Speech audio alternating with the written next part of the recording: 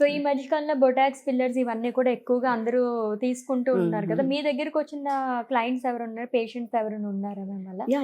So it is commonly done, especially not only for కాస్మెటికే కాదు, hmm. రెప్పలు ఎక్కువ కొట్టుకోవడము ఇలా ఉంటుంది, బ్లెఫ్రోస్పాజమ్స్ అంటాము, హ్మ్. అండ్ హెమీఫేషియల్ స్పాజమ్స్, ఒక సైడ్ ఒక ఫేస్ అంతా అదురుతూ ఉంటుందని వస్తూ ఉంటారు. ఆ! ఇవి మెడికల్ రిలేటెడ్ కండిషన్స్, వాటికి ఓకే. కూడా బొటాక్స్ ఫిల్లర్స్ ఇస్తాం. అవి ఎక్కువ చేస్తూ ఉంటాం, అంటే medical related.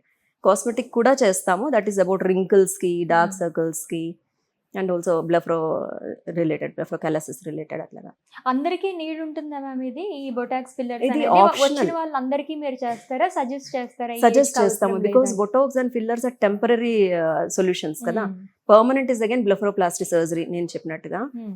So we give that option. కొందరు టెంపరరీగా చేయించుకునే వాళ్ళు, లేక ఏదైనా ఇంపార్టెంట్ ఫంక్షన్ ఉంది ఇమీడియట్ గా చేసుకోవాలి, తర్వాత వస్తాం అట్లా పోస్ట్పోన్ చేయాలి సర్జరీ అనుకునే వాళ్ళు బొటాక్స్ ఫిల్లర్స్ కి వెళ్తారు. సో బ్లెఫరోప్లాస్టీ అనేది ఇన్ కేస్ 2 సైడ్స్ చేసుకుంటే గనక జనరల్‌గా దట్స్ ఇంకా permanent solution. Both permanent sides చేస్తే లుక్ అనేది పర్ఫెక్ట్ గా వస్తుంది. కొంచెం బిగ్ ఐస్ గురించి అది చేయించుకుంటూ ఉంటారా? లేకపోతే రింకిల్స్ అండ్ ఫోల్డ్స్ కి, ఐ ఫోల్డ్స్ కి, okay. Age related excessive folds వచ్చేస్తాయి కదా, that gives old age look, elderly look ఇస్తుంది. ఓకే. సో అది తీయడం వల్ల, ఎక్సెస్ స్కిన్ అవి తీయడం, టైట్ స్కిన్ అవడం వల్ల 10 years యంగర్ కనిపిస్తారు. ఓహ్!